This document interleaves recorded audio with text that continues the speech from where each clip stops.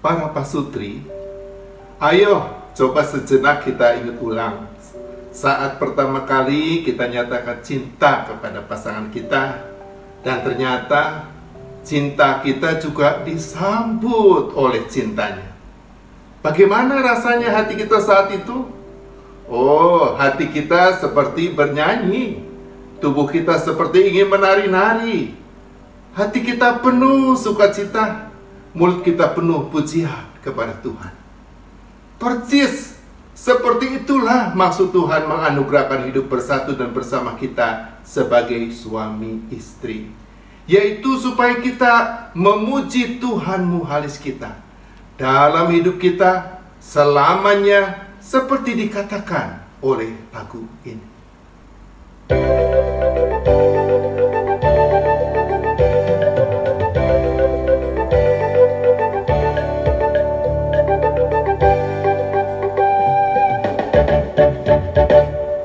Datama endehonanku, pamujionku di depantaku. Oh, datama halas hononku dengan basana pangolua. Haleluya, sepujianku Tuhan, pasang aponku warnai. Saluhut angka uning-uning hati, tentang keyonku berpujian nabuli. Pujionku majahova, marhite sodam, manang tulila. Oh, pangkeyonku dohot arbab, mambahen sangat dituhangi. Ya, saya pujianku Tuhan, pasang aponku kuwarnai. Tung saluhut angka uning-uning hati, pangkeonku berpujian nauli. Pangkeonku masa runing, rabdohot ogung, mardongan odap. Naloan endehononku Tuhan tai, endehononku Tuhan tai, endehononku Tuhan tai.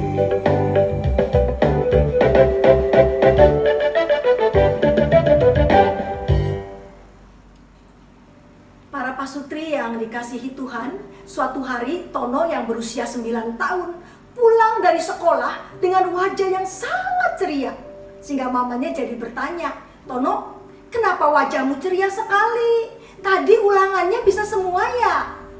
Terus Tono menjawab, "Iya mah, sepertinya Tono bakalan dapat 100 nih. Coba mama tolong tesin ya. Kalau laki-laki punya banyak istri, namanya apa mah?" "Poligami," kata mamanya.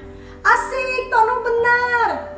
Kalau wanita punya suami lebih dari 1, namanya apa mah?" "Poliandri," kata mamanya. "Asik, Tono bener lagi. Terus kalau laki-laki punya 1 istri, namanya apa mah?" "Monogami," kata mamanya. "Ya, Tono salah deh. Memang kamu jawab apa, Tono?" Tono jawab monoton mah. Mamanya langsung kaget dan mengatakan, "Hah? Monoton? Siapa yang ngajarin?" "Papa," kata papa, "kalau laki-laki hanya punya 1 istri, namanya monoton." "Mana papa? Papa udah ajarin yang gak benar sama kamu. Mama mau buat perhitungan sama papa." Di sini Tono tidak bermaksud menciptakan konflik antara papa dan mamanya. Tono tidak sadar kalau perkataannya telah membuat mamanya jadi marah kepada papanya. Ya, konflik bisa terjadi di luar keinginan kita. Suasana lagi baik-baik ya, tiba-tiba karena salah ngomong, dia jadi marahnya seperti apa. Konflik bisa terjadi di mana kapan saja. Ia selalu ada dan hadir dalam hidup manusia. Makanya ia suka disamakan dengan cuaca. Ia selalu hadir dan juga bisa tiba-tiba berubah dalam hidup manusia. Nah, kalau diperhatikan, kehadiran konflik kebanyakan sebetulnya bisa diantisipasi. Karena ia biasanya disertai dengan gejala dan tanda yang muncul sebelum konflik itu terjadi. Sama seperti kehadiran cuaca, yang pada umumnya juga dapat diantisipasi. Seperti kalau langit ya sangat gelap, artinya mau turun hujan. Sehingga kalau mau keluar rumah ya harus bawa payung supaya tidak kehujanan. Atau kalau hujan besar sudah turun terus-menerus sepanjang hari, artinya bisa banjir. Jadi siap-siaplah pindah-pindahkan barang ke tempat yang lebih tinggi. Jadi kehadiran cuaca bisa diantisipasi seperti halnya kehadiran konflik. Nah, karena kehadiran konflik bisa diantisipasi, maka marilah kita bersikap seperti Yesus yang sangat peka dalam mengenali gejala, tanda, dan potensi dari konflik. Ingat kisah Yesus memberi makan 5.000 orang dengan 5 roti dan 2 ikan. Sebetulnya di dalam peristiwa itu belum terjadi konflik, tapi potensi konflik sudah ada, yaitu ketika situasi menceritakan tidak ada makanan bagi orang-orang yang mengikut Yesus. Padahal orang-orang yang mengikut Yesus itu dalam kondisi lapar, sudah setengah harian, bahkan sudah seharian ikut Yesus. Dan menurut Yesus, kondisi lapar tanpa ada makanan bisa menyebabkan munculnya konflik. Karena orang yang lapar biasanya jadi gampang marah, panik, kalap, lalu menghalalkan segala cara supaya bisa makan.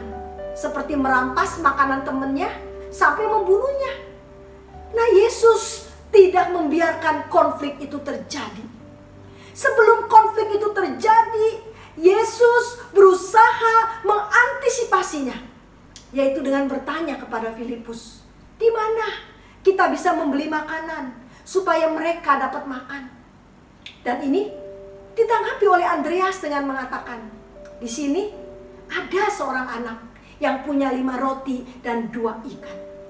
Akhirnya dengan bermodalkan 5 roti dan 2 ikan, Yesus dapat menyelesaikan situasi yang bisa menyebabkan konflik. Nah, apa yang dilakukan oleh Yesus ini semoga juga bisa diteladani oleh kita. Sebagai pasutri, kita juga harus peka dalam melihat situasi yang bisa mengakibatkan konflik dalam rumah tangga kita. Seperti yang dilakukan oleh seorang bapak. Dia tahu istrinya itu sangat hemat, karena istrinya dibesarkan di tengah keluarga yang sangat berkekurangan. Sehingga apa yang dilakukan bapak ini? Dia berusaha untuk hemat juga. Atau seperti yang dilakukan oleh seorang ibu. Dia tahu suaminya orang yang sangat cemburuan. Sehingga apa yang dilakukan oleh si ibu ini? Dia berusaha untuk menjaga jarak dengan teman laki-lakinya. Sayangnya, banyak orang yang tidak peka dalam melihat situasi yang bisa menyebabkan konflik. Sudah tahu pasangannya sangat hemat, dia borosnya luar biasa. Kalau beli baju, dompet, tas, selalu yang mahal-mahal. Sudah begitu belinya sering lagi. Gak ada kebutuhan pun. Kalau lagi ada diskon ya, waduh apalagi kalau diskonnya 70%.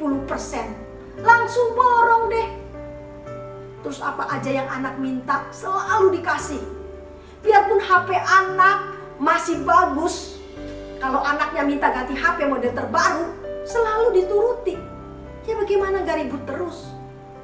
Atau sudah tahu pasangannya cemburuan, tapi tiap ketemu lawan jenis tetap saja begitu ramah, alias rajin menjamah. Ya bagaimana gak ribut terus? Atau sudah tahu pasangan kita tidak mau terlambat kalau mengikuti kebaktian minggu di gereja, kita tetap aja bangunnya siang. Terus dandannya lama lagi, sampai akhirnya pasangan jadi kesal dan marah-marah. Suasana di mobil menuju gereja jadi sepi kayak kuburan, atau jadi rame seperti pasar karena saling beradu mulut. Atau sudah tahu pasangan kita akan sangat marah kalau kita tidak terbuka. Kita tetap aja suka main rahasia-rahasiaan. Kasih uang ke orang tua, kasih bantuan ke temen, beli barang mahal, gak bilang-bilang. Ya bagaimana suasana rumah gak ribut terus? Atau sudah tahu pasangan kita itu sangat takut terkena COVID. Kita malah sering keluar rumah untuk urusan-urusan yang tidak perlu. Gimana suasana rumah gak ribut terus? Atau sudah tahu pasangan kita itu orangnya sangat suka diperhatikan. Kita boro-boro kasih perhatian. Hari ulang tahunnya pun kita lupakan. Ya bagaimana pasangan kita gak marah? Jadi mari kita belajar peka terhadap situasi yang bisa menyebabkan konflik.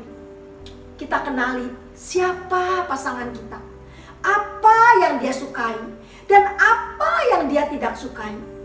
Sungguh, kalau kita peka, banyak sekali konflik di antara suami istri bisa dihindari. Para pasutri yang dikasihi Tuhan, konflik selalu bisa kita alami seperti badai atau seperti cobaan, yang kecil atau yang besar dalam hidup kita sebagai suami istri. Bila hal itu terjadi, janganlah goyah.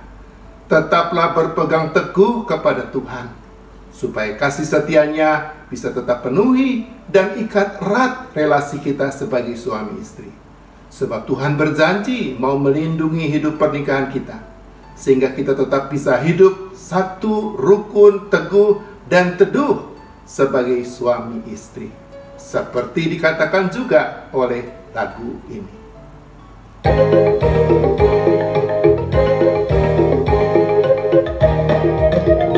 Molo masa angkatan kilon, molo songgok manangan luton, orang sadana atau siriopon, hantani Tuhan ibadanai.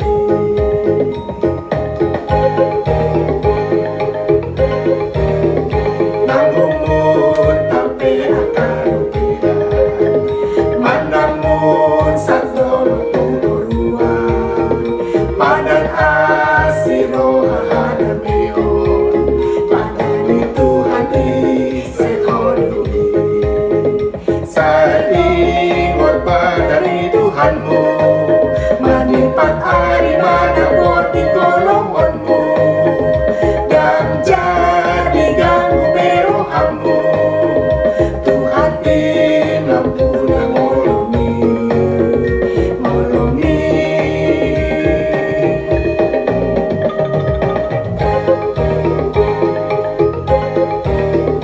Nanggumun tapi akan upian, manamun sa dolok tuturuan, padan asiro hahadameon, padani Tuhan isehodui, padani Tuhan isehodui, padani Tuhan isehodui.